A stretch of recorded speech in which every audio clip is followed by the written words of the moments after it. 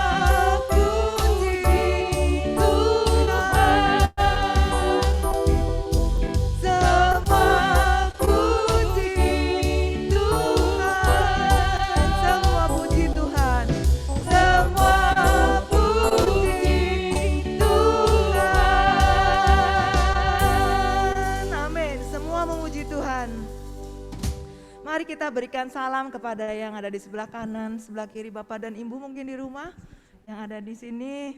Shalom. Shalom. Puji Tuhan kita berkumpul kembali di tempat ini dan saat ini kita akan hening sejenak. Ambil waktu saat ini untuk kita berteduh sejenak di hadapan Tuhan.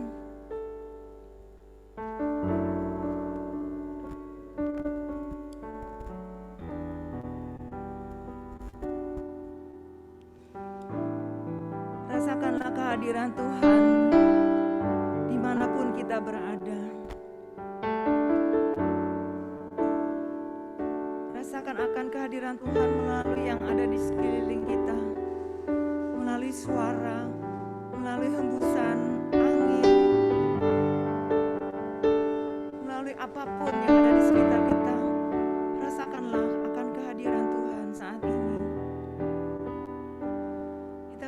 percaya bahwa Tuhan ada dimanapun kita berada.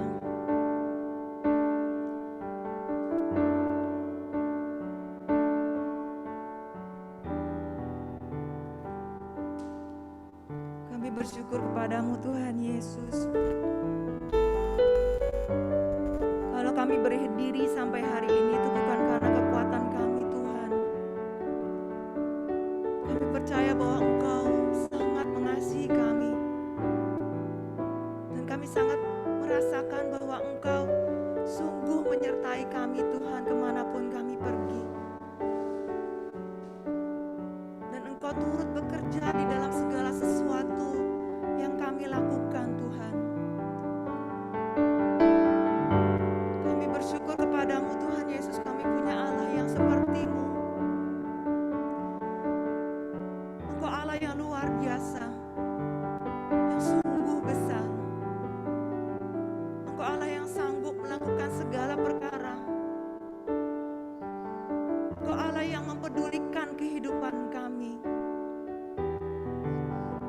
Terima kasih Tuhan Yesus.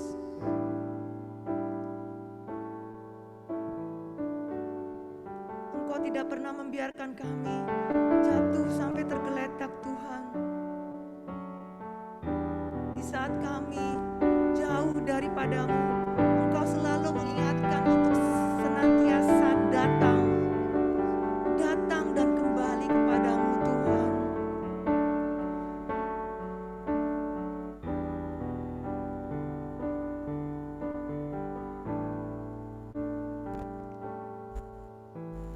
Di saat kami bersalah dan melakukan banyak kesalahan serta mengecewakan hati-Mu, di saat kami datang kepadamu Tuhan dan mohon ampun, kasih dan kuasa pengampunan-Mu itu Tuhan turun atas kami. Dan Engkau tidak pernah mengingat akan dosa kami Tuhan. Dan jauh ke dalam tubir laut Engkau melemparkan segala dosa dan pelanggaran kami Tuhan. Betapa besar kasih-Mu, betapa besar kuasa-Mu Tuhan. Engkau sanggup memulihkan keadaan kami. Engkau tidak pernah memandang kami hina Tuhan. Engkau mengasihi kami dan Engkau mengangkat kami sebagai anak-Mu apapun keberadaan hidup kami Tuhan.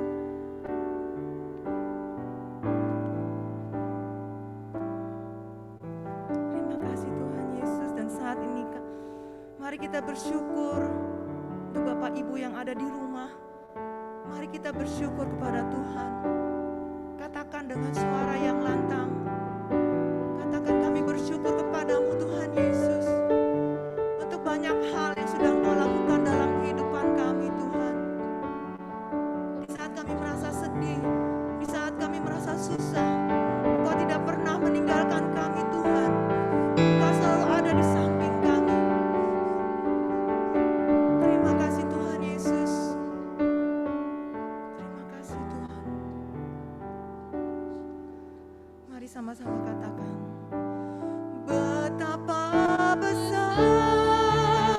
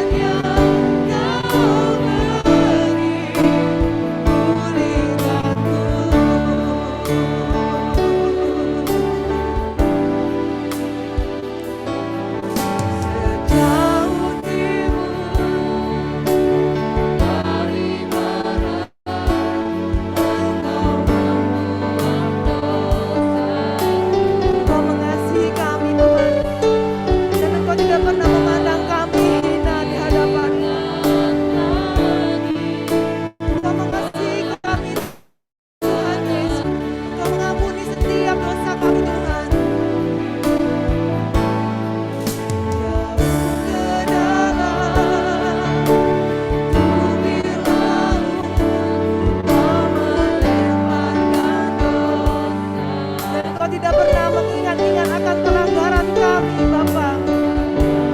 Oh,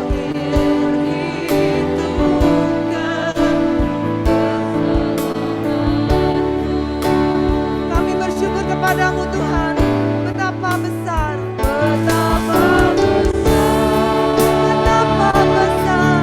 kasih.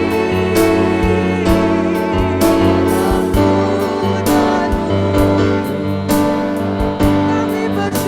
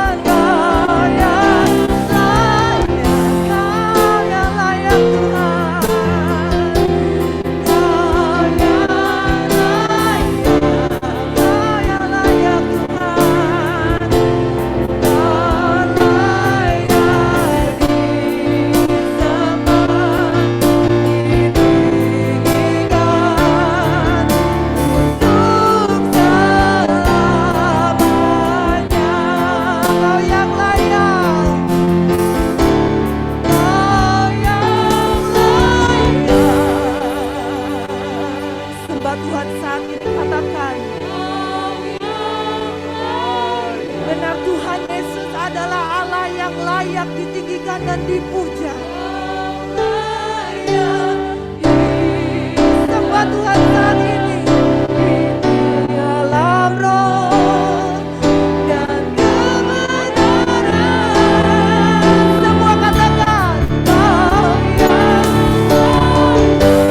Kau yang layak Tuhan. Kau yang layak Tuhan ditinggikan.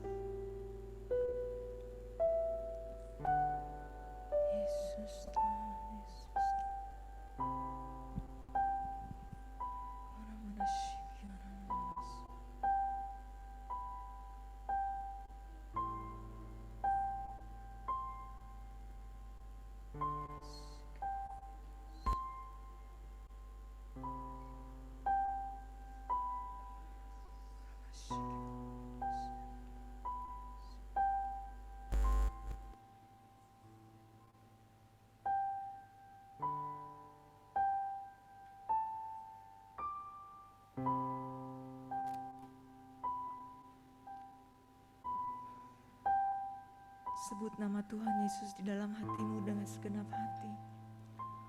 Panggil namanya di dalam hatimu dengan kesungguhan hati. Saat ini dia ada di sampingmu. Dia memegang pundakmu saat ini. Dan dia berkata, aku mengasihimu anak, aku mengasihiku. Aku mengasihi engkau anakku.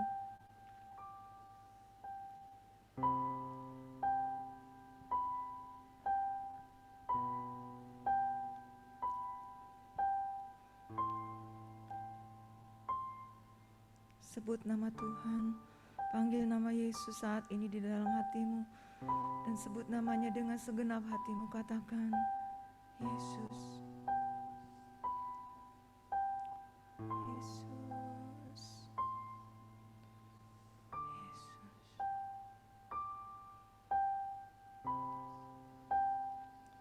Di saat yang hening ini,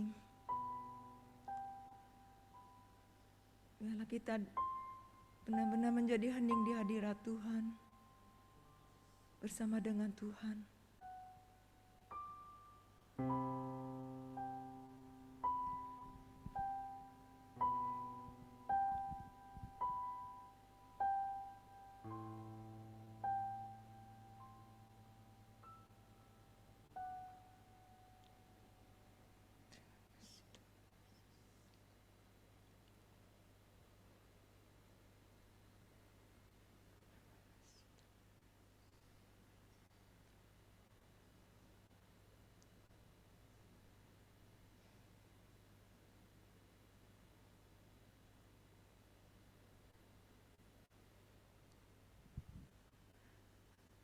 Yesus, Engkau ada bersama kami di setiap musim kehidupan kami, Tuhan.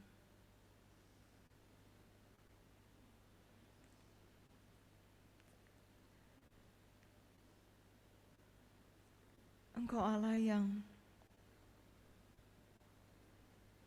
tidak pernah meninggalkan kami.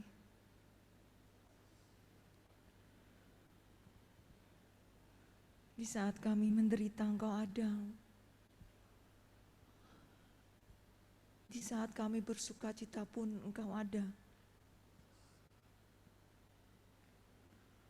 Tidak pernah sedetik pun Engkau menjauhkan kami.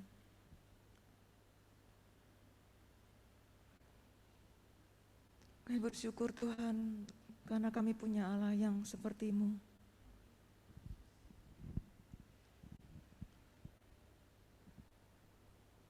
Malam ini boleh ada dan Kau boleh alami dalam kehidupan kami, Tuhan. Setiap hari, setiap Selasa, kami boleh bersekutu di dalam Engkau, Tuhan. Kami percaya pada saat ini Engkau akan menyampaikan banyak hal kepada kami Tuhan. Baik melalui setiap lagu yang kami nyanyikan, maupun dari firman Tuhan yang kami dengarkan.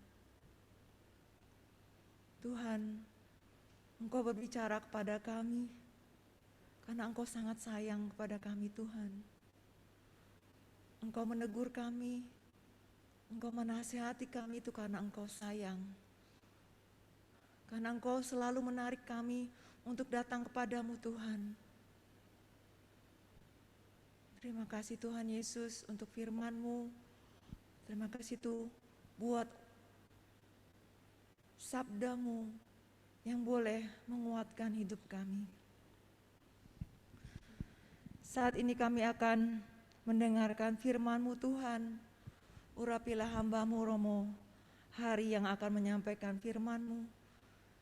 Dan pada saat ini kami percaya bahwa Engkau turun atas Romo Hari saat ini dan mengurapi seluruh kehidupannya. Dan biarlah apa yang disampaikan oleh Romo Hari sungguh berasal daripada-Mu Tuhan. Dan biarlah kami boleh duduk tenang di hadapan-Mu, kami boleh mendengarkan firman-Mu Tuhan. Berbicaralah Tuhan kepada kami, sampaikanlah isi hati-Mu Tuhan kepada kami. Tegurlah, nasihatilah kami Tuhan, supaya kami tetap melekat kepadamu dan tetap bergantung kepadamu Tuhan Yesus. Terima kasih Tuhan, terima kasih. Kemuliaan kepada Bapa dan Putra dan Roh Kudus, seperti pada permulaan, sekarang, selalu dan sepanjang segala abad. Amin. Baik, terima kasih untuk waktunya. Selamat malam dan shalom semuanya, teman-teman. Baik, suara saya feedback ya? Udah, oke, makasih. Semoga Anda semuanya dalam keadaan sukacita, bahagia semuanya. Kalau di Cirebon ini hujan ya, semoga tidak terus menarik selimut, tapi kita bertahan untuk beberapa jam ini untuk belajar bersama, mendalami bersama firman Tuhan hari ini. Saya menawarkan bacaan hari ini kita ambil dari Injil Matius bab 4, Injil Matius bab 4 ayat 12 sampai 17. Matius bab 4 ayat 12 sampai 17. Tetapi waktu Yesus mendengar bahwa Yohanes telah ditangkap, menyingkirlah ia ke Galilea. Ia meninggalkan Nazaret dan diam di Kapernaum, di tepi danau di daerah Zebulon dan Naftali. Supaya genaplah firman yang disampaikan oleh Nabi Yesaya. Tanah Zebulon dan tanah Naftali, jalan ke laut daerah seberang sungai Yordan, Galilea, wilayah bangsa-bangsa lain. Bangsa-bangsa yang diam dalam kegelapan telah melihat terang yang besar, dan bagi mereka yang diam di negeri yang dinaungi maut telah terbit terang. Sejak waktu itulah Yesus memberitakan, bertobatlah, sebab kerajaan surga sudah dekat. Demikianlah sabda Tuhan.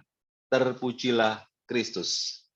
Bapak, Ibu, Saudara-saudari yang dikasihi Tuhan, kita seringkali dan diingatkan bahwa kita adalah anak-anak terang.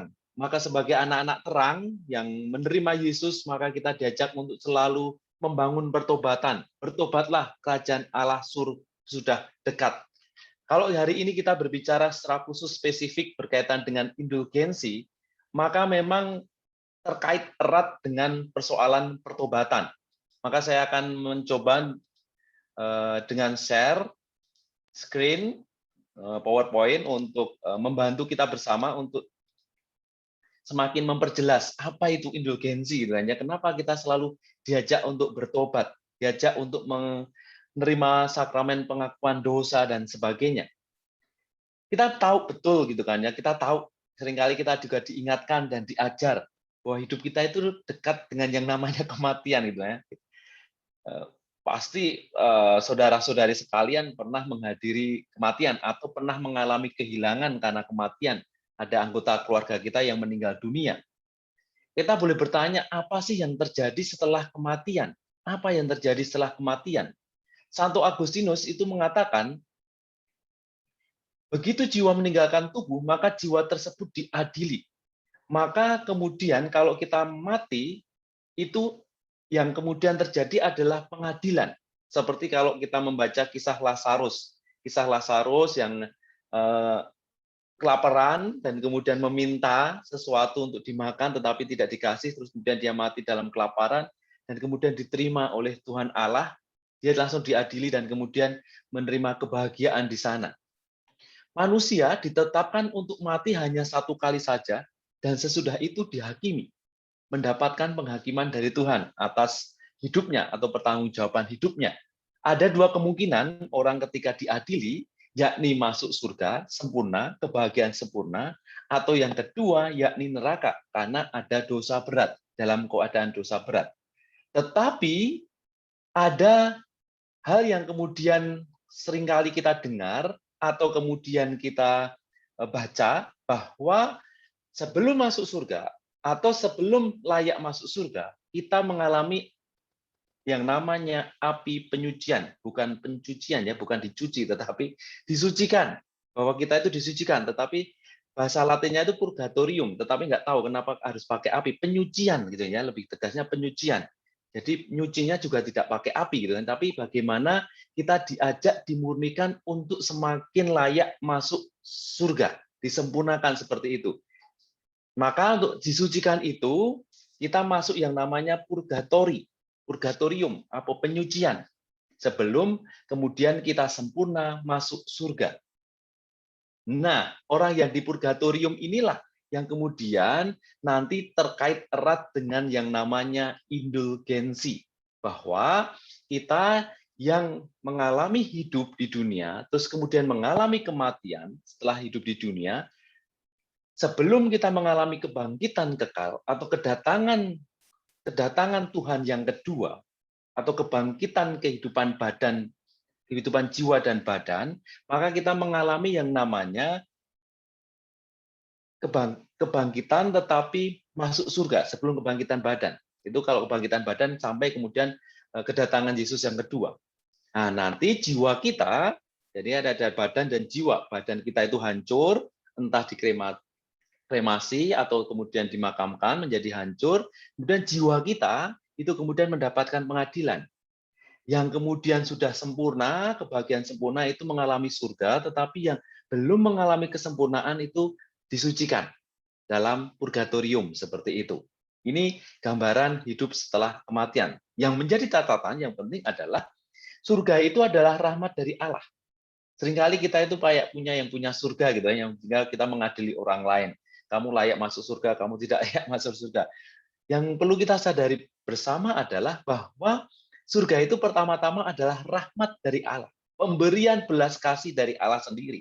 Rahmat yang dicurahkan, rahmat belas kasih yang diberikan dari Allah sendiri. Maka yang menentukan surga itu adalah Allah. Dan kita anak-anaknya, manusia-manusia terang ini yang memperjuangkan dan kemudian meminta dari Allah sendiri belas kasih daripada Allah sendiri. Dan biarlah Allah sendiri yang memutuskan.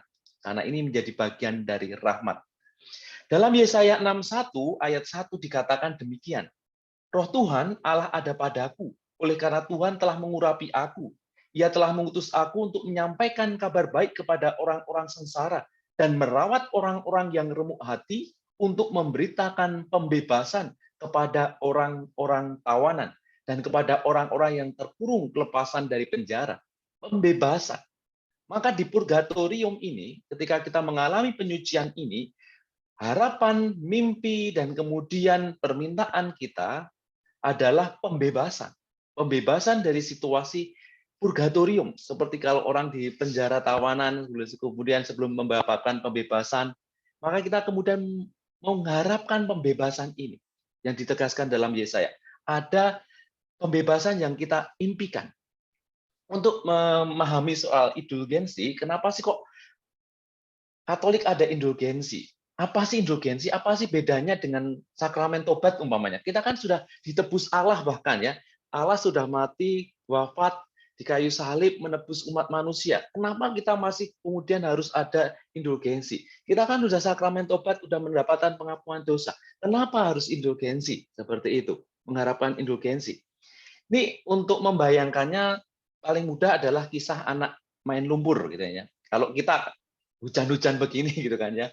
Dulu kalau masih kecil gitu kan, kalau ada hujan kita senang banget, happy. Terus kemudian kalau dekat sawah ya langsung kemudian main di sawah gitu kan ya, atau kemudian dekat jalanan atau dimanapun atau ada selokan, ada sungai, main di situ gitu kan, karena hujan itu membawa berkat, membawa sukacita rasanya kalau udah mandi dan sebagainya.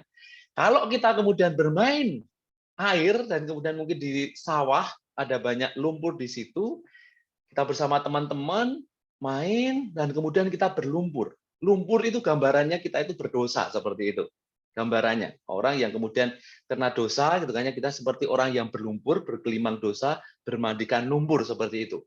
Terus kemudian kita pulang ke rumah. Padahal rumah kita itu bersih. Tiap hari ibu kita, mama kita itu menyapu dan mengepel. Dan kita pulang dengan keadaan kotor.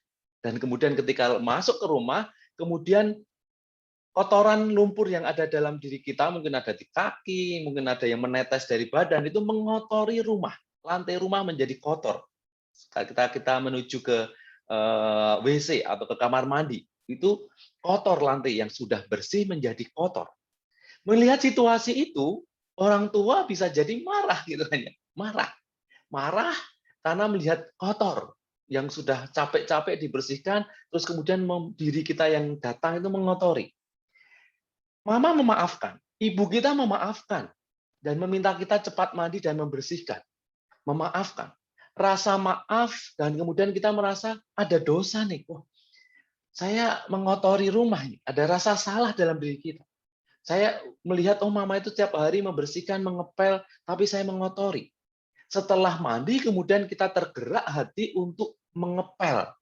Mengepel bekas-bekas lumpur kotoran itu. Kita kemudian ngepel telapak kaki yang ada lumpur atau tetesan-tetesan lumpur dari badan kita. Seperti itu. Ini gambaran yang kemudian membantu kita untuk tahu bermain lumpur dan mengotori itu dosa.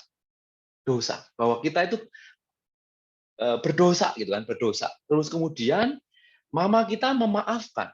Itu sakramen pengampunan atau sakramen tobat. Kita dimaafkan. Kita mendapatkan sakramen tobat, kita membangun relasi dengan Tuhan yang sebelumnya ketika kita berdosa itu hubungan kita dengan Tuhan menjadi tidak baik, hubungan kita dengan sesama tidak baik, terus kemudian kita mengakui dosa kita, bentuknya umpamanya dalam sakramen tobat, hubungan relasi kita menjadi baik. Tetapi kita sadar bahwa ada salah yang kemudian saya lakukan tadi, ada kotor, masih ada noda-noda kotoran tadi. Ya saya dimaafkan oleh mama, oleh ibu saya dimaafkan. Tetapi saya merasa salah dan masih ada bekas-bekas kotoran itu dan kemudian saya membersihkan. Nah, inilah indulgensi.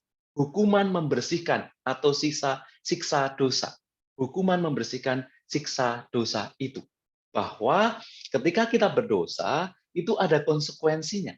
Meskipun dimaafkan, ada siksa dosa, ada hukuman yang harus kemudian dibersihkan. Inilah indulgensi itu di bagian ini. Jadi indulgensi itu bukan soal pengampunan dosa, tetapi membersihkan hukuman, siksa dosa, konsekuensi dari dosa. Ini semoga menjadi gambaran yang membantu kita ya untuk kemudian melihat lebih jauh tentang indulgensi. Bicara soal indulgensi akan banyak dibahas dalam Katekismus Gereja Katolik. Dari kalau punya KGK silahkan dibaca di halaman 1472 itu dikatakan bahwa dosa itu mengakibatkan ganda. Ganda maksudnya adalah ketika kita berdosa, itu ada dosa berat yang mengakibatkan siksa dosa abadi, ada juga dosa ringan.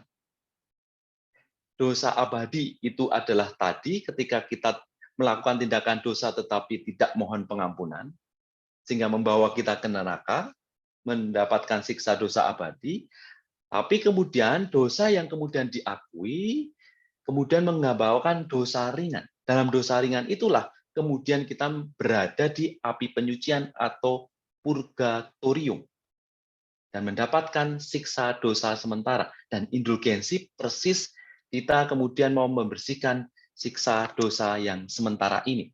Dosa memiliki konsekuensi ganda tadi ya, siksa dosa hukuman abadi dan siksa dosa hukuman sementara. Dalam KGK 1472 dikatakan, kedua bentuk siksa ini tidak boleh dipandang sebagai semacam dendam yang Allah kenakan dari luar, tetapi sebagai sesuatu yang muncul dari kodrat dosa itu sendiri. Mungkin kita mengatakan, gimana sih Allah Allah kan udah Maha Pengampun, Dia udah memaafkan, Dia sudah menebus. Kenapa ini kok Allah tetap memberikan konsekuensi atas dosa? Apakah Allah itu kemudian dendam pada manusia gitu kan ya? Kalau kita bertanya dalam diri kita, kenapa Allah dendam ya dengan diri kita dan sebagainya? Tentu tidak, tentu tidak.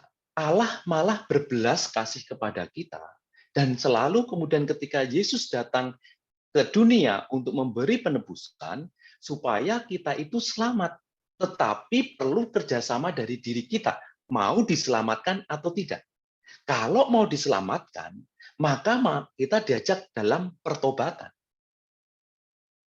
Dalam pertobatan itu yang kemudian kita diajak untuk datang kepada Allah. Karena kodrat dosa itu sendiri adalah maunya berpisah dari Allah, tidak mau mendengarkan Dia, mau pergi jauh dari Allah, memisahkan diri dari Allah. Dan kita diajak untuk kemudian kembali kepada Dia seperti seorang anak yang hilang, yang menyadari kesalahannya, kenapa saya meninggalkan Bapa, maka saya menghambur-hamburkan hartanya, kepercayaannya tidak saya gunakan dengan baik, saya menyalahgunakan kepercayaan yang diberikan pada Tuhan. Maka kita diajak untuk juga proaktif. Dia menebus kita, sekaligus kita diajak untuk sebagai orang yang mau ditebus, proaktif untuk datang kepadanya dan kemudian membawa pertobatan atas hidup kita. Nah, sekarang kita akan membahas soal indulgensi sendiri, fokus di indulgensi. Ya. Ini latar belakangnya ya, untuk frame kita bersama, kenapa kemudian posisinya kok ada indulgensi seperti itu. Jadi, seperti gambarannya kita merasa bersalah dan kemudian kita membereskan lumpur yang masih melekat karena lantai yang sudah bersih dan kemudian kita kotori tadi. Kita diajak untuk membersihkan itu. Indulgensi itu dari bahasa Inggris indulgence, kemudian bahasa Latinnya indulgensia.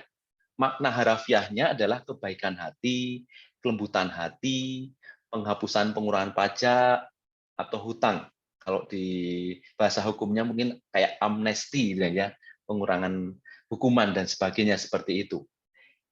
Indulgensi adalah penghapusan siksa-siksa temporal di depan Allah untuk dosa-dosa yang sudah diampuni. Jadi setelah menerima pengampunan dosa, sakramen tobat, maka masih ada tadi siksa dosa tadi, ada bekas-bekas tadi yang kemudian kita mau bersihkan seperti itu. Indulgensi sendiri dapat menghapuskan seluruhnya atau sebagian dari siksa dosa yang masih harus kita tanggung setelah kematian dalam proses pemurnian yang dikenal sebagai api penyucian atau purgatorium. Jadi, indulgensi sendiri dapat menghapuskan seluruhnya atau sebagian dari siksa dosa yang masih harus kita tanggung setelah kematian. Jadi, masih ada lumpur-lumpur yang kita harus bereskan. Siksa dosa yang harus kita bereskan itu bisa dibersihkan langsung, sehingga kita langsung masuk surga tadi, atau sebagian sehingga kita masih ada api penyucian, dan kemudian disucikan di situ, supaya nantinya menjadi layak untuk masuk surga.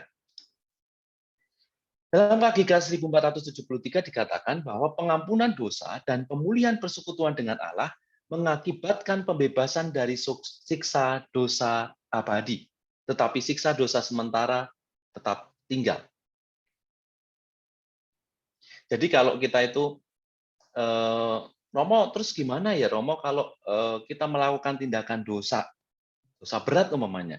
Kalau kita kemudian mengakui kedosaan kita dalam sakramen tobat, berarti kita tinggal kemudian siksa dosa tadi, siksa dosa sementara yang tinggal di situ, dan kemudian yang perlu dibereskan. Indulgensi bisa untuk diri, jadi indulgensi untuk siapa? Indulgensi sendiri bisa untuk diri yang masih hidup. Jadi kita yang masih hidup di dunia ini, indulgensi itu bisa untuk kita semua yang masih hidup ini, sehingga siksa dosa nantinya di purgatorium itu atas belas kasih Allah sudah kemudian dihilangkan, kayak amnesti, sudah ada dipotongan atau sudah dibereskan atau bersih karena kita sudah bereskan di dunia ini seperti itu. Dan juga bisa kita gunakan untuk orang lain yang sudah meninggal dunia. Jadi kalau kita bertanya, nanti gimana kita di dunia Yang mati, ya yang mati kita doakan seperti itu. Kalau sekarang di November ini kita diajak untuk mendoakan arwah akan secara khusus untuk mendapatkan indulgensi dari tanggal 1 sampai 8 secara khusus mendoakan arwah-arwah yang sudah meninggal dunia, arwah umat beriman, ya kita yang mendoakan mereka supaya mendapatkan belas kasih Allah tadi, mendapatkan indulgensi. Karena ditunjukkan untuk penghapusan atau pengurangan siksa dosa di api penyucian, maka indulgensi juga dapat diperoleh selain untuk jiwa kita sendiri, selain untuk kita sendiri. Karena kita juga sadar betul sebagai manusia berdosa dan mengakui kedosaan dan kemudian juga perlu membereskan yang siksa dosa tadi, maka kita juga membutuhkan indulgensi, tetapi juga untuk jiwa-jiwa orang lain yang telah meninggal, yang kita doakan. Karena bukan hanya kita sendiri saja yang memerlukan penghapusan ini, namun juga terutama jiwa-jiwa lain yang telah mendahului kita, yang sedang menjalani proses pemurnian setelah kematian, sebelum mereka dapat bersatu dengan Tuhan di surga. Semoga menjadi jelas ya. Salah satu olah rohani dalam gereja kita dengan rendah hati memohon belas kasih kemurahan hati pada mereka yang sudah meninggal dunia, tidak lepas dari sakramen Ekaristi dan tobat.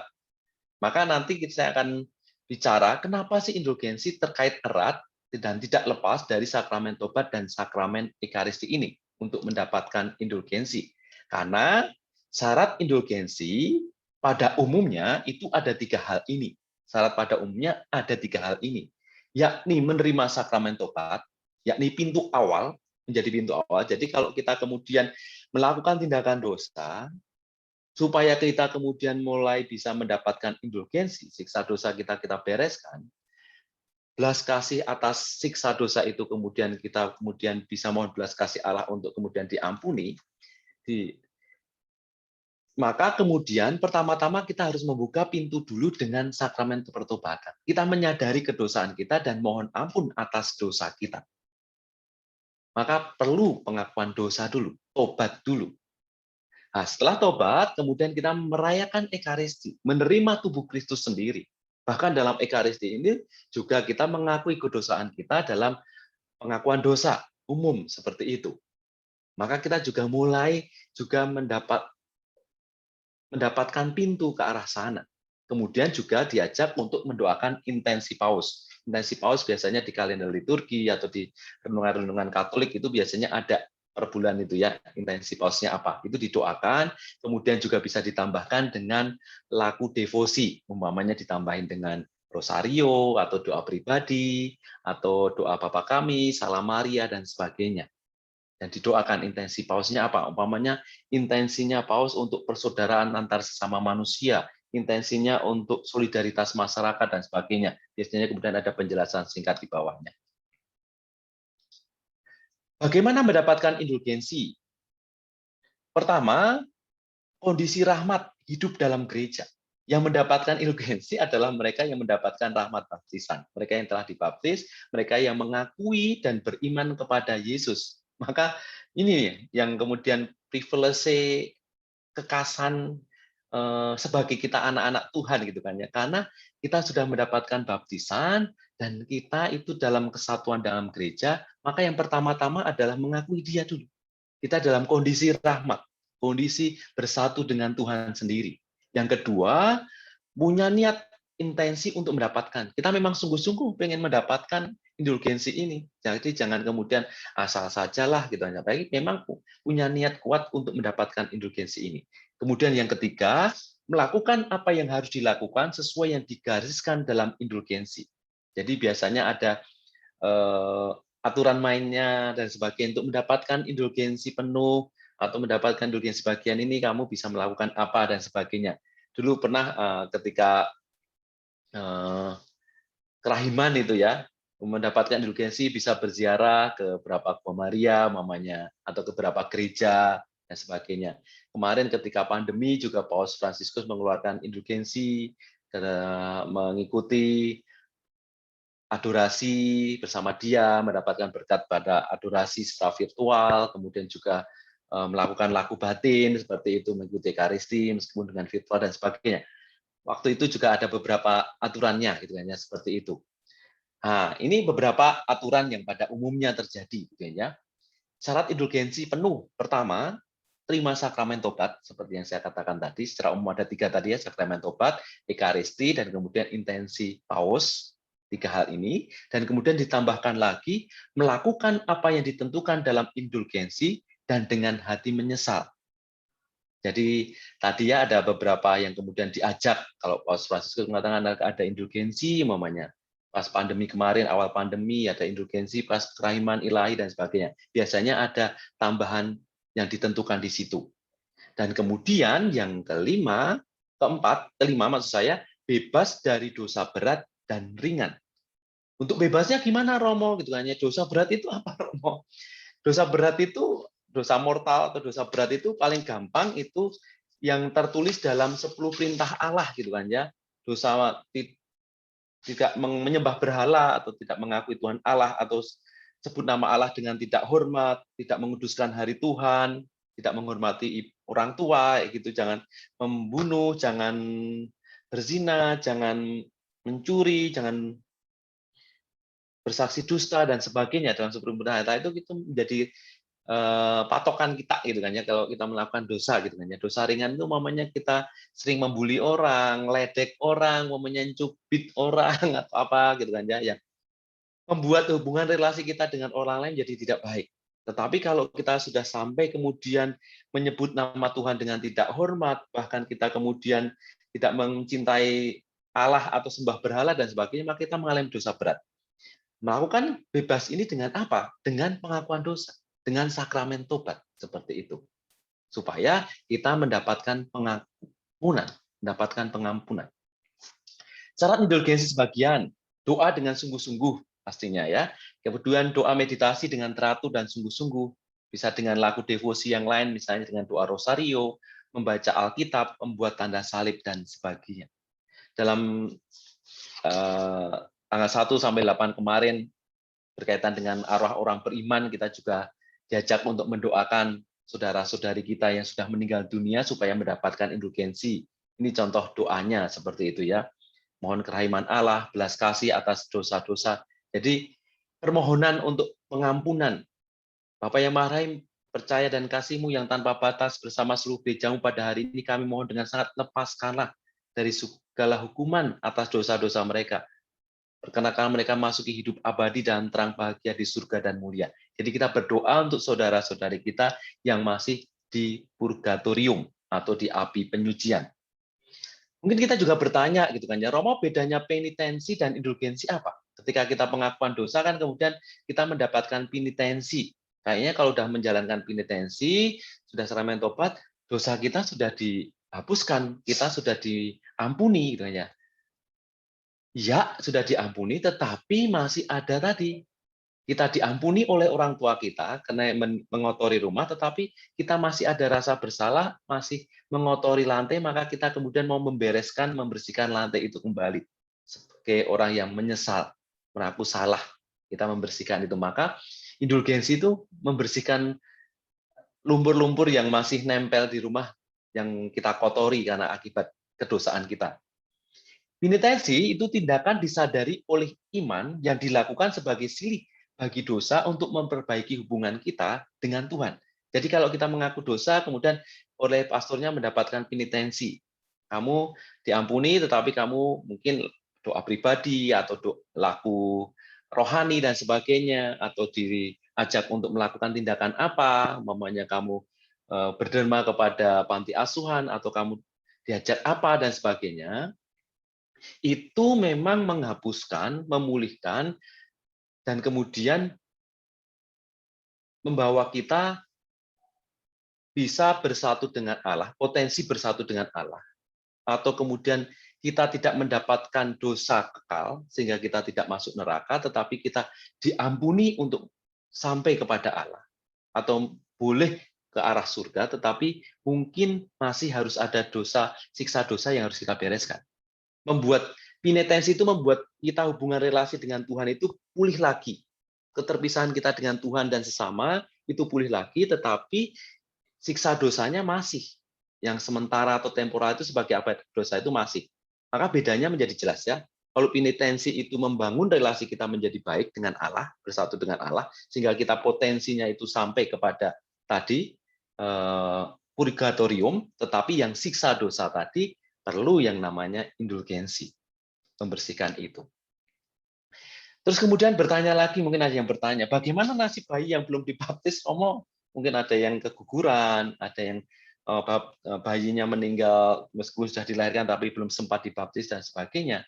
Ya, memang kalau kita bicara soal indulgensi, kita akan melihat bahwa memang ini belas kasih atau rahmat yang diberikan Allah kepada mereka yang beriman, yang tentunya sudah mendapatkan baptisan, dan kemudian keselamatan, itu juga diberikan kepada mereka yang kemudian sudah dibaptis seperti itu, dan kemudian juga bagi mereka yang mungkin rindu mendapatkan baptisan atau kemudian mati dalam Kristus dan sebagainya dan belum sempat dibaptis dan sebagainya, atau kita kenal sebagai baptis rindu atau baptis darah dan sebagainya. Tetapi kalau bayi kan belum, Romo, belum nyampe itu.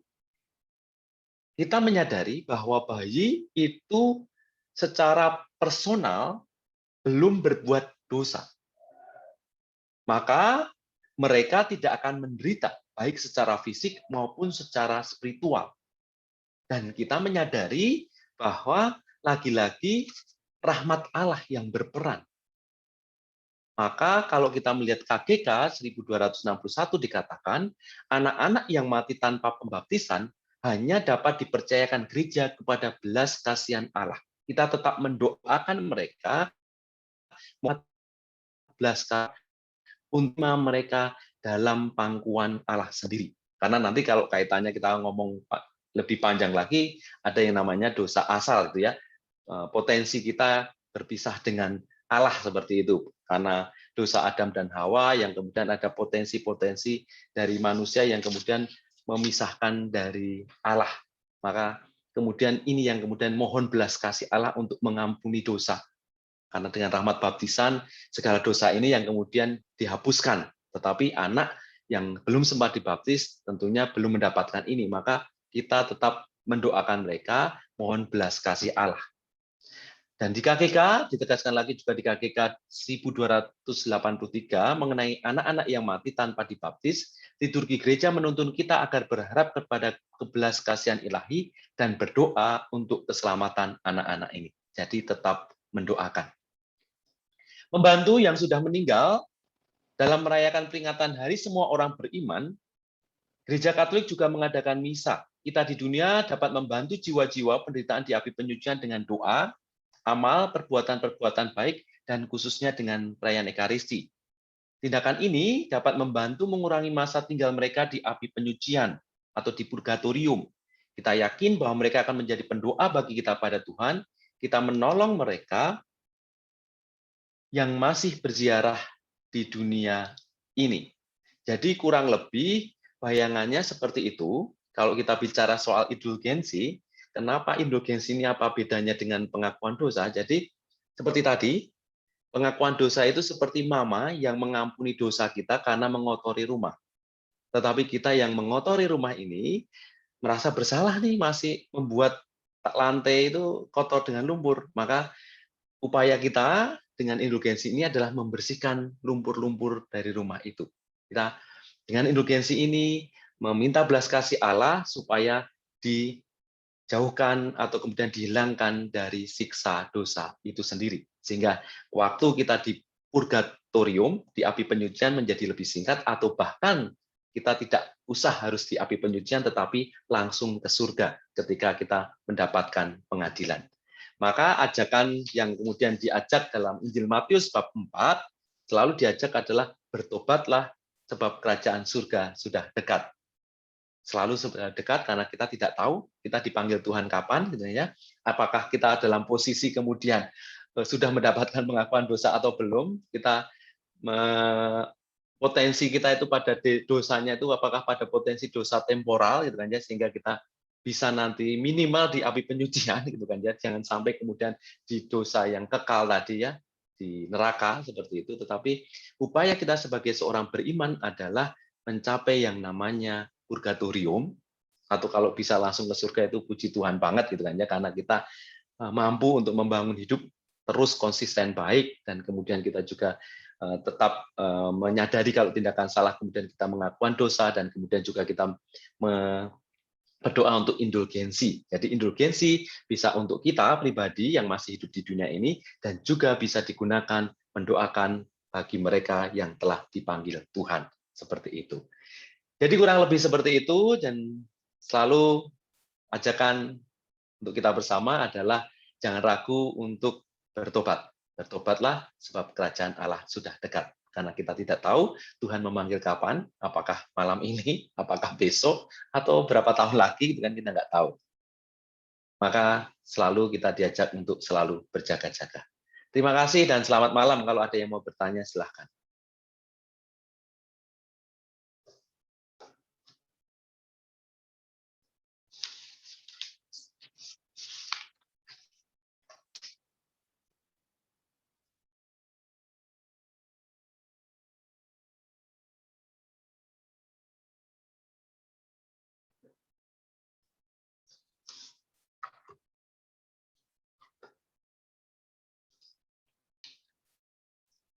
Atau sudah jelas semua, atau bingung semua?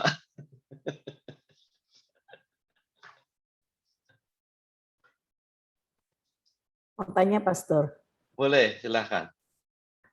Pastor, tadi kan mendoakan indulgensi untuk yang meninggal, ya bisa. Nah, bagaimana caranya kita mendoakannya?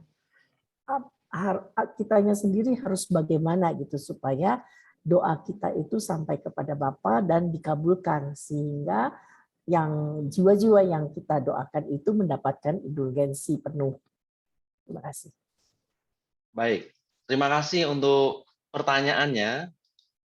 Yang bisa kita upayakan untuk saudara-saudari kita yang sudah meninggal dunia, supaya kemudian juga mendapatkan indulgensi, entah sebagian atau bahkan mendapatkan indulgensi penuh. Jadi yang kita lakukan adalah seperti ini.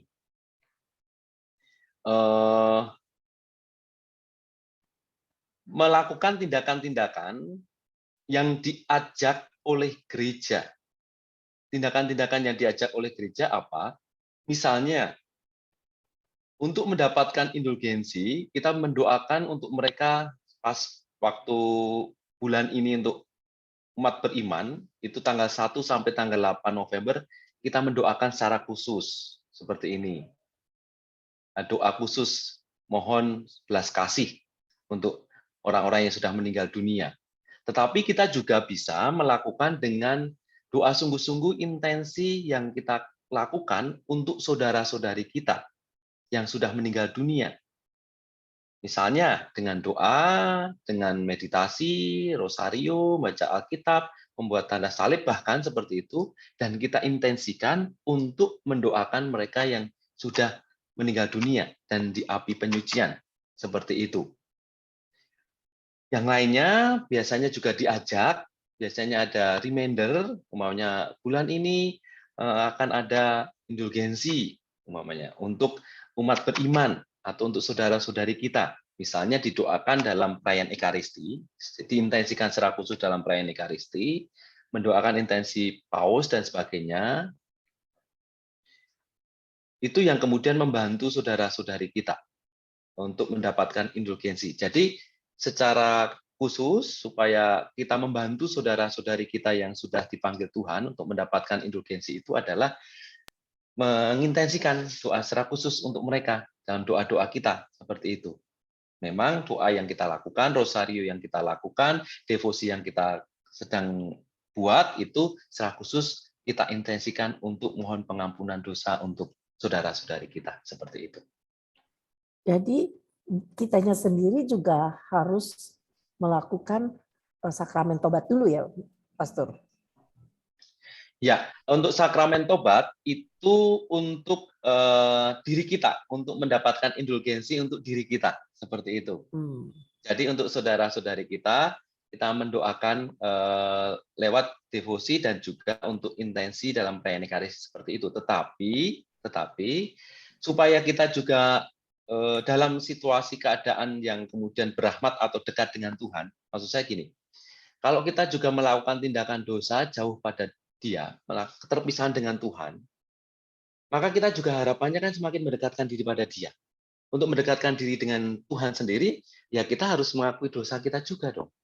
Nah, maksudnya kalau kita dalam kondisi dosa berat umpamanya, kita sadar nih saya melakukan tindakan dosa, tetapi saya belum mengakukan dosa nih gitu. Ini kan pada dasarnya kita juga dalam keadaan dosa nih.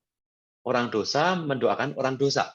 Itu juga nggak salah juga, tetapi akan lebih afdol kalau kemudian kita yang berdosa ini dalam keadaan berahmat, dekat dengan Tuhan untuk berdoa kepada Dia. Seperti kalau ini, para kudus itu juga membantu kita untuk mendoakan mereka yang sudah meninggal dunia supaya mendapatkan indulgensi. Mereka juga mendoakan kita. Kenapa? Ya seperti bayangannya ketika kita ngepel membereskan lantai yang kita kotori itu, kita dibantu oleh teman-teman kita yang lain. Untuk jadinya kan semakin cepat nih beresnya gitu kan, seperti itu. Semakin bersih juga gitu. Maka dibantu oleh yang lain. Maka posisi kita yang membantu ini harapannya juga dalam keadaan yang berahmat, keadaan yang mendekatkan diri pada Tuhan, maka ya tidak ada salahnya juga, akan lebih baik juga kalau kita juga mendoakan mereka, tapi kita juga dalam kondisi situasi yang dekat dengan Tuhan. Seperti itu, kurang lebih. Terima kasih.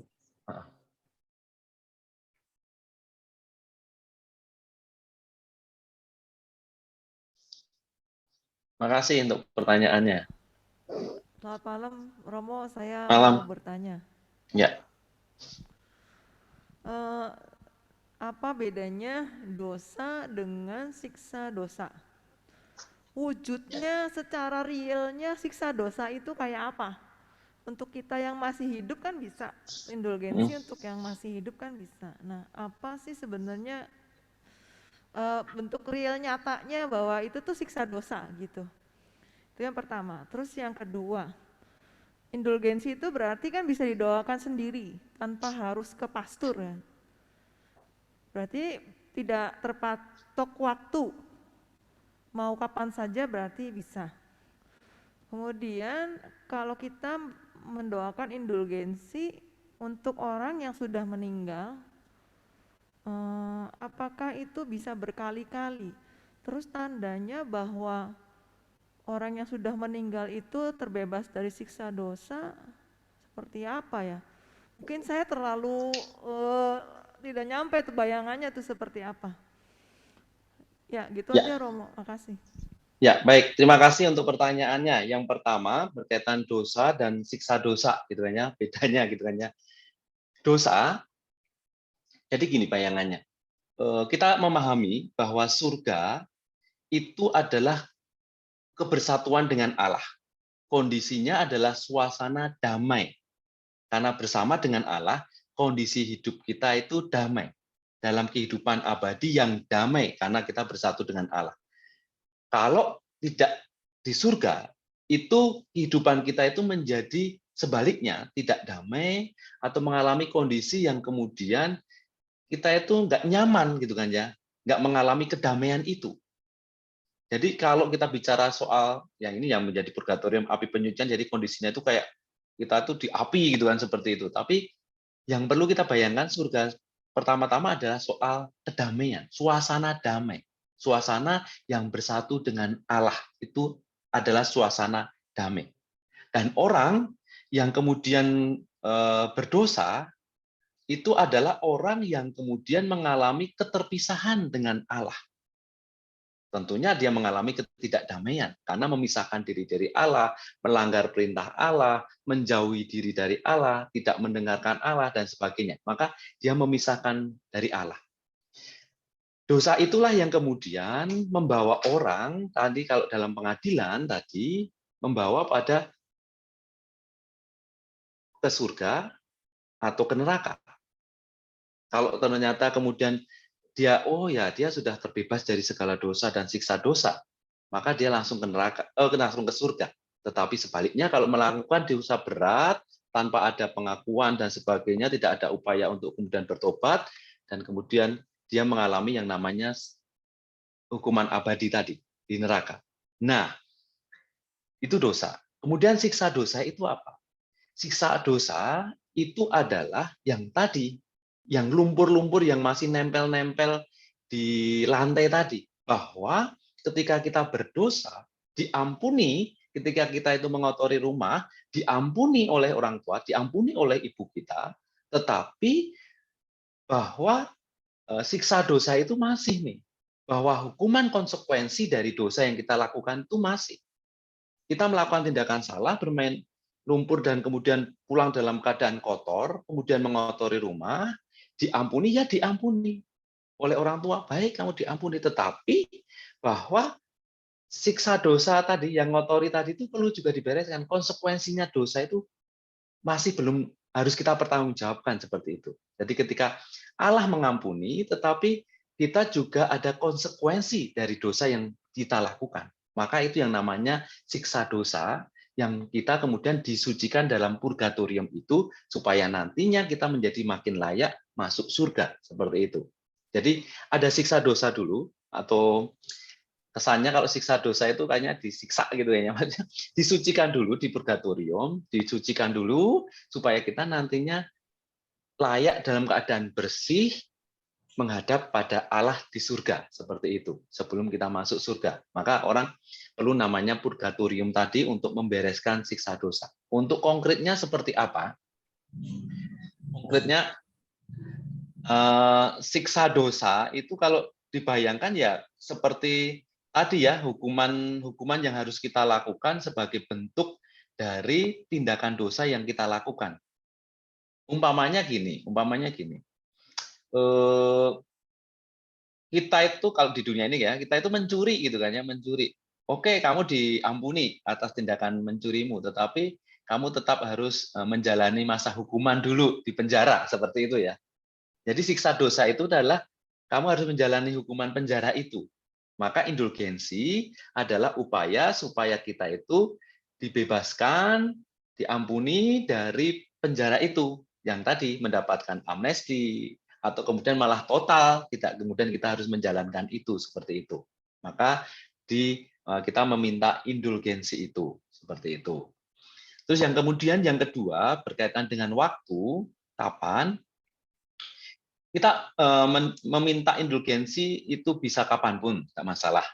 Tetapi memang ada waktu-waktu tertentu itu indulgensi sementara gitu kan ya. Tetapi ada waktu-waktu tertentu ketika diumumkan kita akan mendapatkan indulgensi penuh umpamanya gitu. Biasanya dari kepausan itu mengumumkan. Itu ada waktu-waktu tertentu berarti untuk mendapatkan indulgensi penuh itu. Tapi untuk yang sementara, yang normatif, yang tadi saya ungkapkan untuk indulgensi secara umum dengan tobat, ekaristi, dan kemudian mendoakan intensi paus itu bisa dilakukan kapanpun. Memang doanya bisa dilakukan doa pribadi kapanpun, tetapi yang perlu dilakukan yang pertama tadi untuk membuka pintu indulgensi untuk diri ya yang masih hidup ini, kita harus melakukan sakramen tobat. Jangan lupa itu. Yang pertama-tama dilakukan adalah dengan sakramen tobat supaya kita diampuni dosanya dulu. Setelah diampuni dosa, baru kita membereskan siksa dosa untuk indulgensi itu.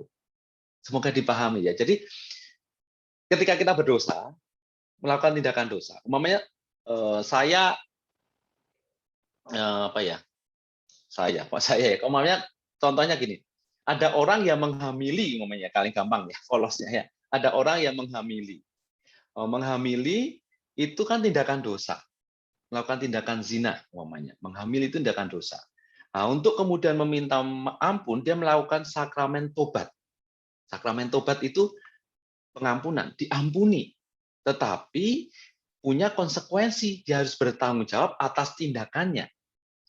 Nah, untuk bertanggung jawab atas tindakannya yang siksa dosa tadi, maka pintu pertama adalah pengakuan dosa, sakramen tobat, terus kemudian laku kemudian yang bisa dilakukan secara pribadi tadi, dengan ekaristi, doa pribadi, dan sebagainya itu, baru untuk indulgensi selanjutnya, seperti itu. Jadi pertama-tama pintunya adalah sakramen tobat.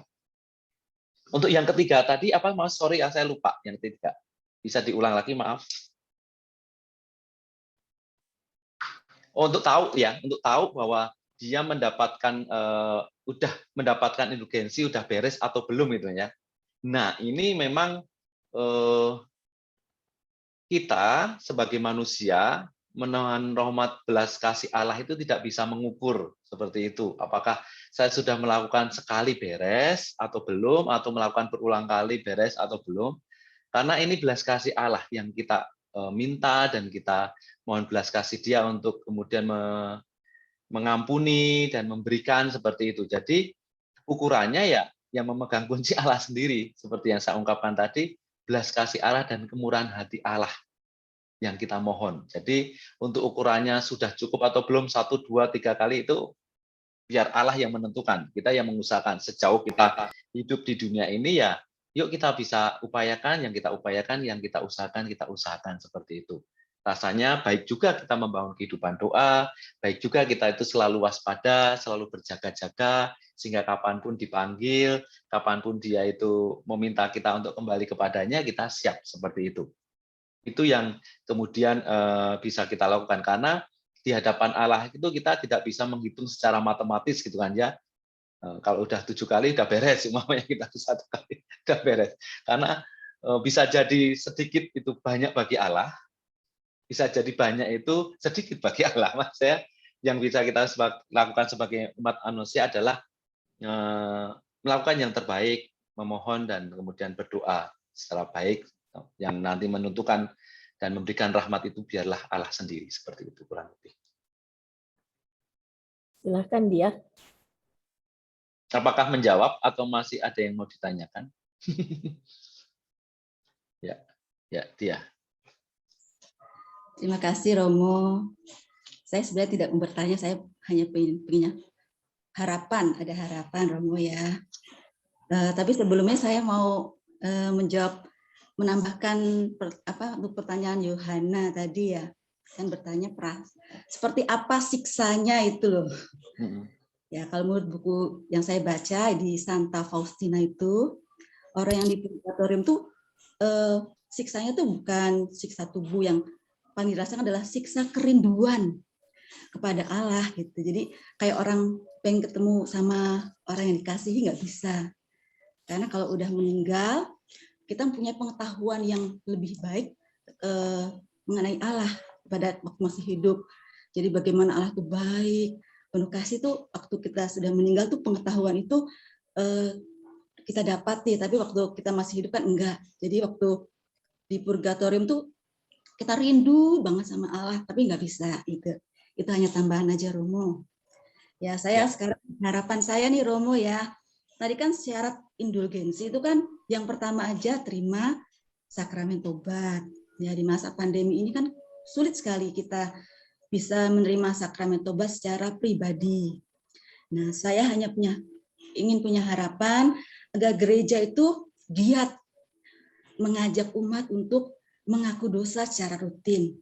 Jadi bukan menunggu umat meminta, Romo, saya mau ngaku dosa, atau hanya pada waktu mau Natal atau waktu mau Paskah aja, Romo. Jadi disediakan waktu. Jadi Romo tuh yang gereja menyediakan waktu, misalnya 1 bulan sekali, Romo siap. Jadi nggak harus umat menunggu atau meminta dulu. Itu harapan saya gitu ya. Karena kan syarat indulgensi pertama aja harus terima sakramen tobat sebelum menerima mengikuti perayaan Ekaristi. Jadi saya sebenarnya rindu sekali gereja itu yang mengupayakan giat untuk mengajak umat untuk mengaku dosa. Memang mungkin hanya 1, 2, 3, tapi kalau melihat manfaatnya ya Romo ya. Untuk orang-orang seperti saya yang sering, aduh sehari dosa aja tuh, kayaknya kalau ditumbuk-tumbuk kayak nggak pernah dosa gitu. Banyaknya jadi kayak nggak ngerasa berdosa, udah terbiasa. Tapi kalau rutin gitu ya, aduh kok saya dosa ini, saya ingat kalau dosa yang berapa tahun yang lalu lupa. Ya gitu aja, saya hanya punya harapan di gereja, mungkin di gereja Santo Yosef atau Bunda Maria itu gereja sendiri yang giat ngajak umat ngaku dosa, bukan umat yang mencari Romo, tapi Romo yang ayo ngaku dosa gitu. Ya misalnya sebulan sekali Romo bilang ada pengakuan dosa gitu. Jadi umat tuh tidak malu untuk minta. Kita aja Romo. Baik, makasih dia ya untuk Ya. sharing dan masukannya ya. Ada beberapa hal yang kemarin di pandemi itu juga ada kebijakan gitu kan ya, yang dilakukan oleh bahkan Paus dan juga keuskupan-keuskupan untuk memberikan absolusi umum. Jadi kayak pengakuan dosa tetapi mendapatkan absolusi umum tanpa harus kemudian pengakuan dosa pribadi seperti itu karena situasi kondisi gitu kan ya, karena pandemi COVID-19 kemarin. Nah itu kalau Bapak Ibu saudara-saudari juga bisa memanfaatkan itu seperti itu. Dan yang kedua tadi yang soal pengakuan dosa pribadi, syukur banget kalau memang kita semoga nanti bisa mengupayakan menyediakan. Pada prinsipnya secara pribadi saya kalau habis misa pagi kalau ada yang datang mau mengaku dosa saya welcome banget gitu kan, tidak menutup tidak punya waktu dan sebagainya, saya akan menyediakan waktu untuk memberikan pengakuan dosa seperti itu. Ya nanti kalau kemudian mengajak umat untuk tiap bulan atau kita menyediakan diri nanti kita pikirkan lagi ya. Yang jelas memang kalau di Bunda Maria kami sedang memiliki program untuk bulan depan itu secara khusus untuk memberi pengakuan dosa pada mereka yang lansia, yang tidak bisa keluar rumah atau sakit dan sebagainya seperti itu. Kita akan keliling untuk itu. Untuk umat secara umum memang belum kita buka gitu kan ya, karena pandemi itu, sambil nanti kita coba nanti kita lihat lebih lanjut gitu kan kalau memungkinkan seperti itu. Baik, terima kasih untuk masukannya. Silakan Pak Kasih, Pak I. Belum. Selamat malam, Pastor. Malam, Pak. Nah, saya mau bertanya, Pastor. Apakah bila mana seseorang yang hidup di dunia ini mengalami satu sakit penyakit berat, apakah itu bisa dijadikan sebagai indulgensi kelak? Dan orang itu bagaimana gitu? Apa itu bisa sebagai dijadikan indulgensi yang menderita sakit penyakit berat? Oke, jadi kurang lebih yang saya tangkap, seandainya orang yang mengalami penyakit di dunia ini atau penyakit berat di dunia ini, apakah itu sudah termasuk bagian dari Hukuman siksa dosa kali ya. hukuman siksa dosa gitu? Iya. Oh ya, ya baik. Begini, yang pertama yang perlu kita lihat bersama bahwa apa yang terjadi di dunia ini, kita itu sebagai seorang yang beriman tidak bisa kemudian langsung semuanya dikaitkan dengan kehidupan hukuman Allah seperti itu. Jadi kamu yang tidak diberkati Allah maka kamu sakit terus-terusan atau sakit berat, ya. Kamu yang dimarahi Allah maka kamu mendapatkan penyakit. Tidak seperti itu.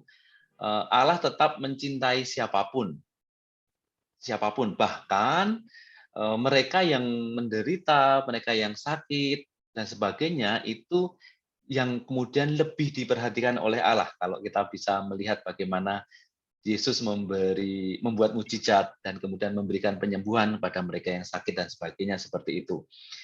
Nah, maka memang penyakit fisik yang terjadi di dunia ini itu tidak ada kaitannya sebenarnya dengan siksa dosa yang nanti atau di purgatorium seperti itu ya, atau di api penyucian, itu tidak ada kaitannya seperti itu.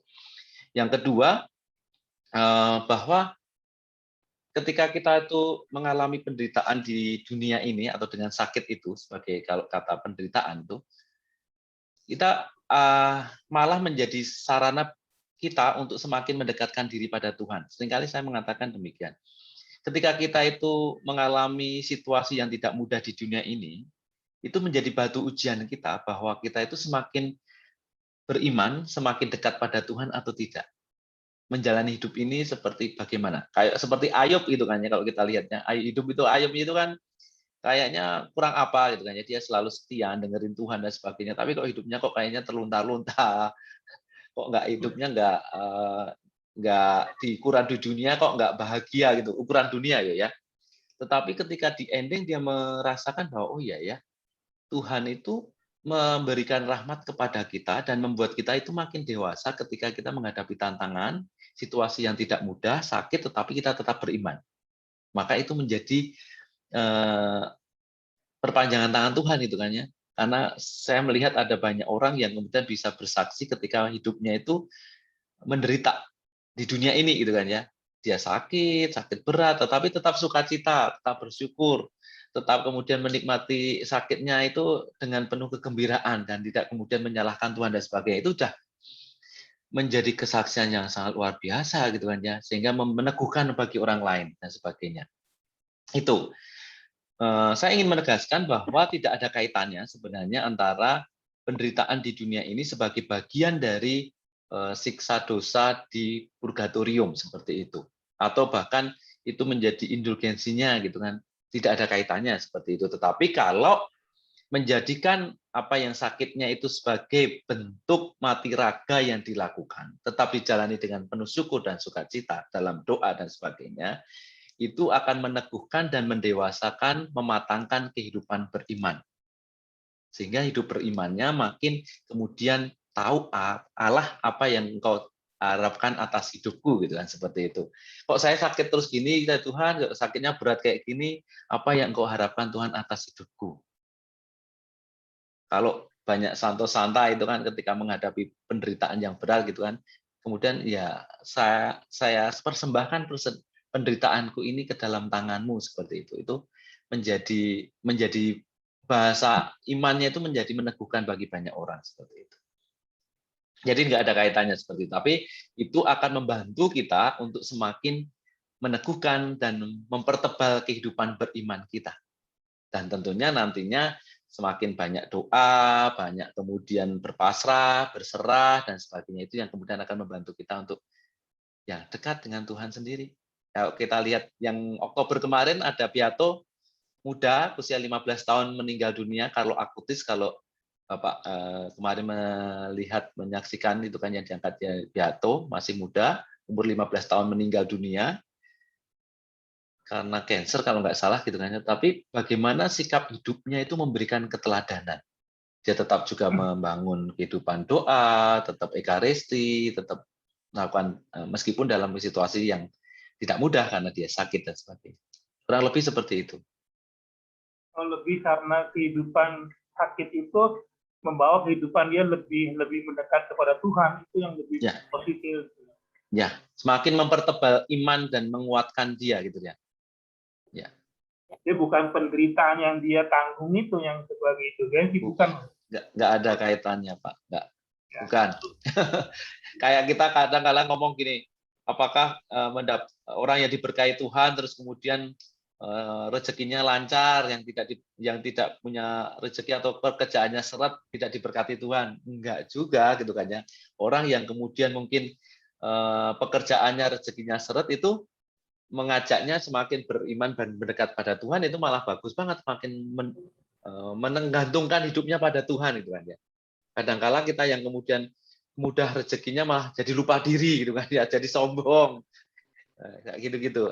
Ini itu membantu kita dalam kehidupan beriman, lebih seperti itu. Dalam kehidupan di dunia ini membantu kita untuk mendewasakan dan membantu kita untuk semakin lebih baik dalam berhidup beriman, sehingga kita makin bijak ketika melihat kondisi situasi yang kita alami seperti itu.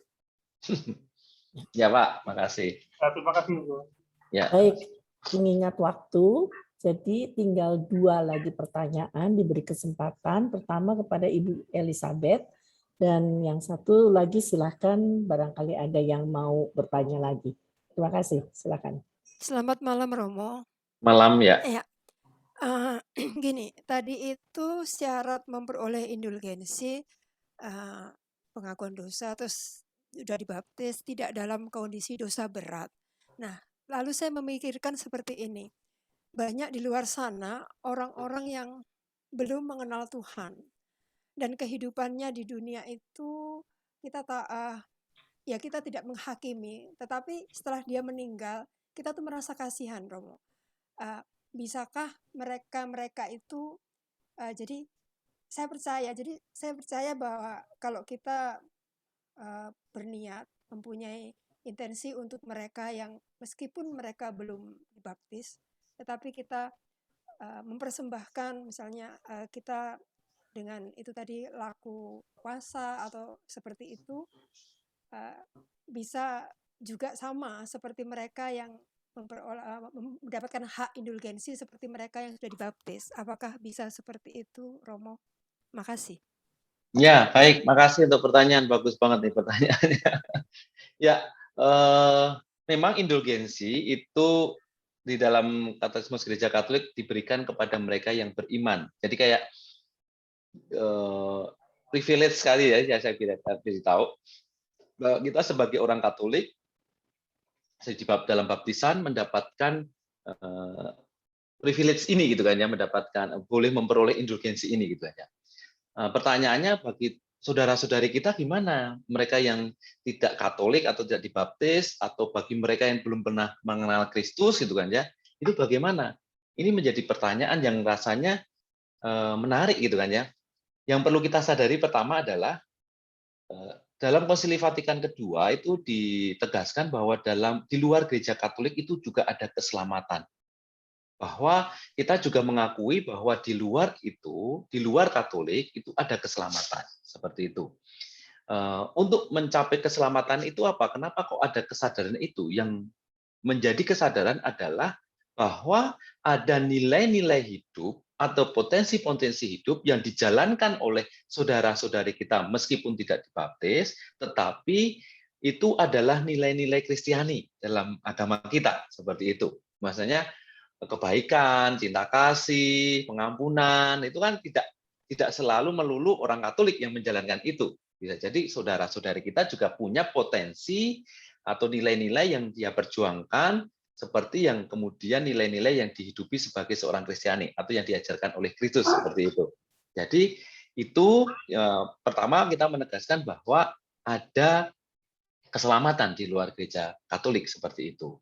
Terus yang kemudian yang kedua, yang seperti yang saya ungkapkan di awal bahwa soal surga itu adalah lagi-lagi rahmat yang diberikan oleh Allah, belas kasih yang diberikan pada Allah.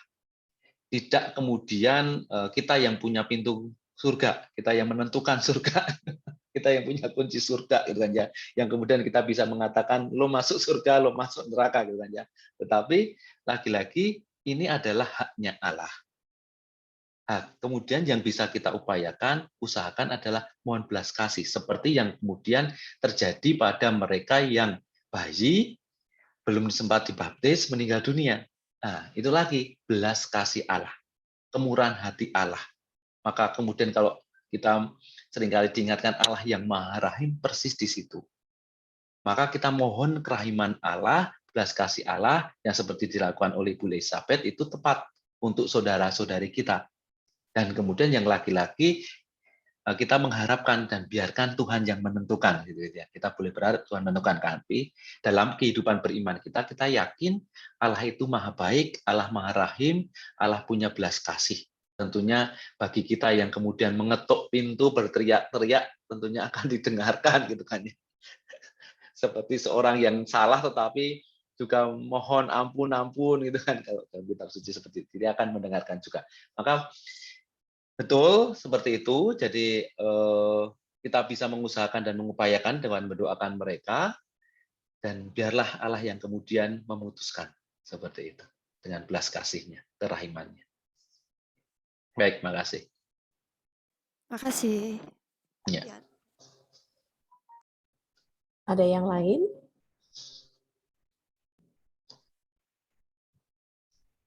Kolom chat juga rupanya tidak ada pertanyaan lagi, Romo. Oke, Jadi cukup. mungkin untuk sesi tanya jawab kita cukupkan sekian dan saya kembalikan kepada pimpinan pujian. Terima kasih, Romo. Baik, sama-sama. Tuhan berkati semuanya. Shalom.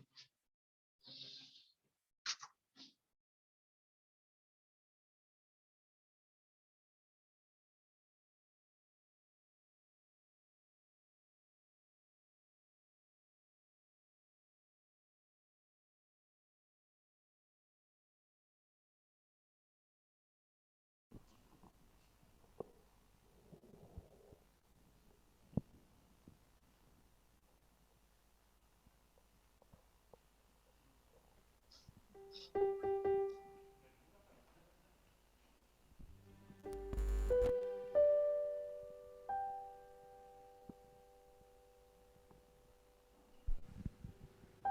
Tuhan, malam hari ini kita boleh diingatkan kembali bahwa selama kita hidup di dunia ini, hendaklah kita juga terus bergantung kepada Tuhan dan tetap berharap serta mengikuti Tuhan. Dan saat ini kita akan bersama-sama kita bersyukur kepada Tuhan karena Tuhan begitu baik. Kecaplah dan lihatlah betapa baiknya Tuhan itu. Dan sungguh kita merasakan bahwa rahmat Tuhan, pengampunannya dan belas kasihannya selalu ada dalam hidup kita. Betapa baiknya Engkau Tuhan.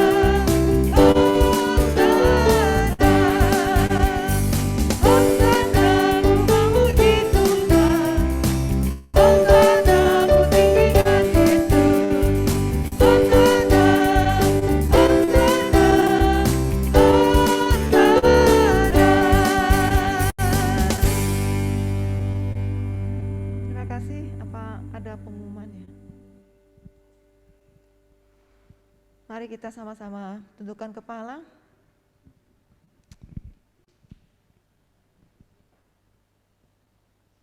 Kita bersyukur kepada Tuhan atas segala yang kita boleh alami pada malam hari ini. Kita boleh memuji Tuhan, menyembah Tuhan, dan kita boleh mendengarkan firman-Nya. Hendaklah hidup di dalam dunia ini, kita tetap mengikut Tuhan, kita tetap mengiring Tuhan. Tidak sedetik pun kita meninggalkan Dia. Di saat kita jauh, hendaklah kita selalu balik kepada Tuhan, selalu kembali kepada Tuhan. Bapak Ibu, mari kita tundukkan kepala.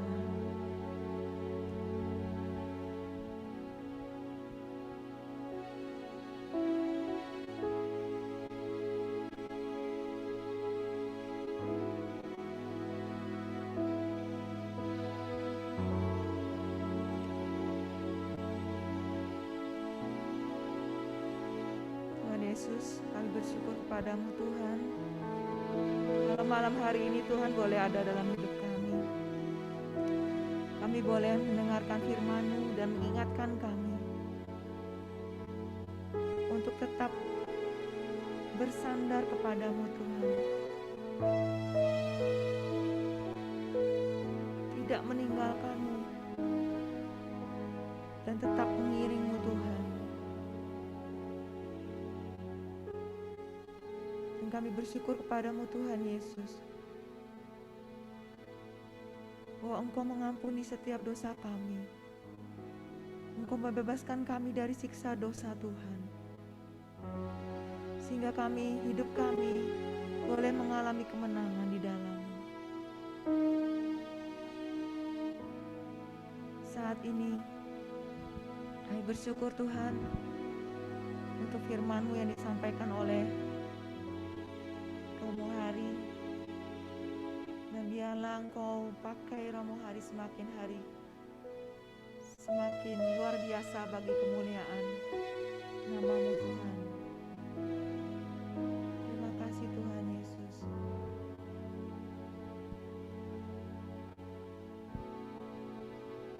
Kami mau mengiring-Mu Tuhan. Kami mau mengikut-Mu Tuhan. Dan biarlah lagu ini boleh menjadi doa kita malam hari ini. Mengikut Yesus. Terima kasih Tuhan. Semua karena anugerah-Mu hari ini ada. Bukan karena kuatku, namun karena Roh-Mu.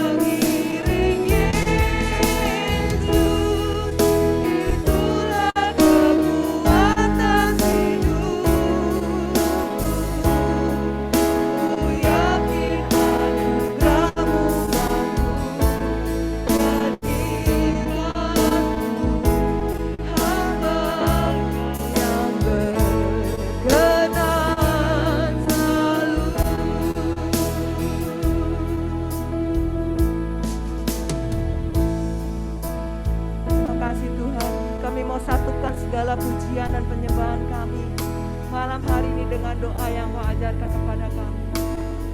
Bapa kami yang ada di surga, dimuliakanlah nama-Mu, datanglah kerajaan-Mu, jadilah kehendak-Mu di atas bumi seperti di dalam surga. Berilah kami rezeki pada hari ini, dan ampunilah kesalahan kami, seperti kami pun mengampuni yang bersalah kepada kami. Dan janganlah masukkan kami dalam pencobaan, tapi bebaskanlah kami dari yang jahat. Amin. Salam Maria, penuh rahmat, Tuhan sertamu. Terpujilah engkau di antara wanita, dan terpujilah buah tubuhmu Yesus. Santa Maria, Bunda Allah, doakanlah kami yang berdosa ini, sekarang dan waktu kami mati. Amin. Kemuliaan kepada Bapa dan Putra dan Roh Kudus, seperti pada permulaan, sekarang, selalu, dan sepanjang segala. Amin. Sebagai penutup, kami mohon berkat Romo hari. Tuhan bersamamu dan bersama rohmu.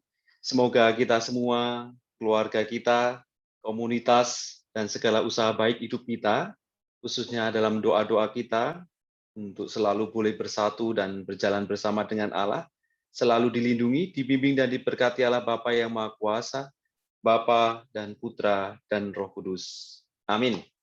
God bless you all. Terima kasih. Mengikut Yesus, itulah kesukaan hatiku. Semua hakku untuk mengenal kehendaknya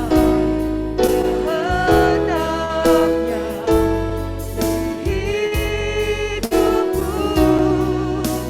Mengiring Yesus, itulah kekuatan hidupku. Ku yakin anugerah yang baru jadikan hamba yang berkenan selalu.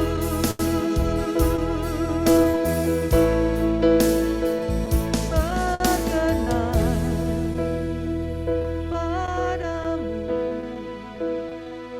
selalu. Di nama Tuhan, sampai jumpa minggu depan. Tuhan Yesus memberkati.